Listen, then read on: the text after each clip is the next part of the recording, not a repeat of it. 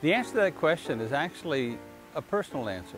The fact that a 1,500-gallon pond might be perfect for one person, whereas a 15,000 might fit the needs of another perfectly. So you really need to think about what you're looking for in experience. Do you want to make it a real production? Do you want to raise really big fish and a lot of them? Then you're going to want a bigger pond.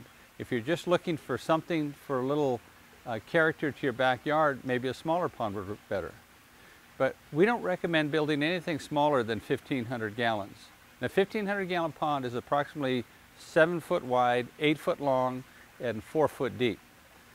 And the reason for that is that most koi hobbyists would agree that one of the most common mistakes people make in their first pond is they build it too small. They don't appreciate how, you might say, addictive this hobby is. You know, if you build a 800-gallon pond and you put yourself 7 or 8 6-inch fish in there, and you just love them. But what happens is in 3 years, those 7 or 8-inch fish are now 18 to 24 inches long, and they're too big for your pond. And now you're going to have to find a new home for one of your pets. So it's a very, like you say, addictive. Even if you have just 7 or 8, you're going to find after a while, you'll see a tancho kuhaku, an all-white fish with a red circle, and now you want to add one of those to your collection. Or you see a shiritsuri, an all-white fish with black markings on it. You say, I just got to have one of those. See, the point is you start adding fish to it, and that's just routinely in the hobby. So you want to make sure you have something big enough. And again, we don't recommend anything smaller than a 1,500 gallon. But on the other hand, you don't want to make it too big. If you build a 15,000 gallon pond, we've found those to be very successful. People enjoy them, and that's about as big as we recommend.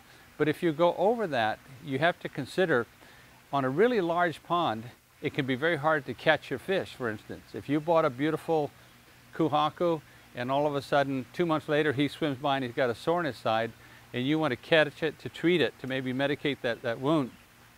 If you can't catch a fish, that's going to create a lot of anxiety.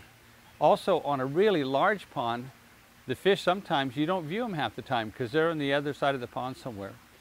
But the biggest thing is on a really big pond, if you build a 30 or 40,000 gallon pond, you need to consider all that water has to be gone through the filter at minimum once every 3 hours.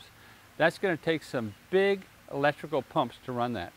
And you're going to be committed to anywhere from a $200 to a $500 a month electricity bill. So you want to take that into mind if you're going to build a really big pond.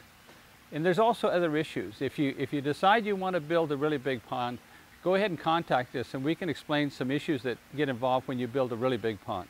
But if you really want to build a really big pond, we can help you design that so that it'll function very well. It can be done, but there's issues that have to be taken into consideration. But nevertheless, you need to spend a lot of time and really think about what you want in a pond before you start to dig as to how big you want to have it.